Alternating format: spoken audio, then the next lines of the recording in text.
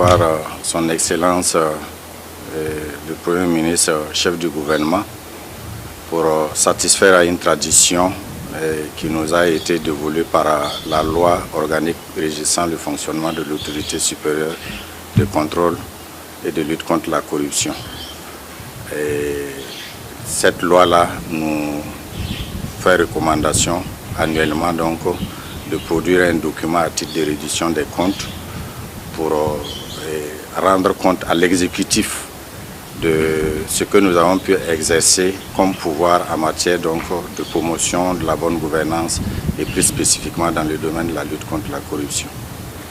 Donc tout comme nous l'avons fait il y a quelques jours avec le chef de l'État, aujourd'hui c'était un devoir pour nous de venir voir son Excellence le Premier ministre et puis lui remettre les mêmes documents de reddition des comptes au titre de l'année 2023.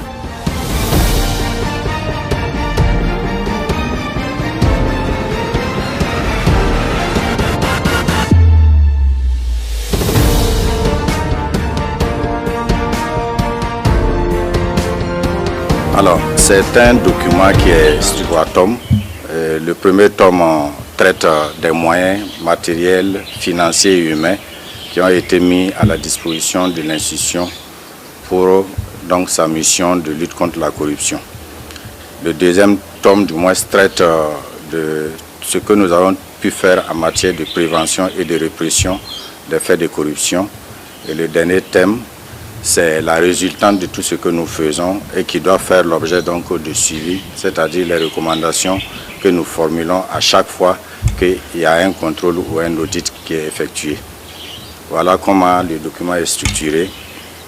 Pour l'essentiel, nous avons fait comprendre au chef du gouvernement qu'en matière d'audit, de contrôle, nous avons effectivement sur le terrain décelé des manquements au texte en vigueur et donner une évaluation chiffrée donc, du préjudice subi par l'État.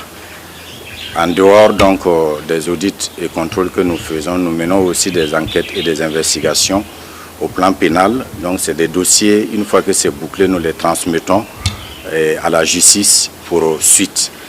Et au nombre de ces dossiers, il y a au moins 21 qui ont été bouclés et transmis donc, à la justice.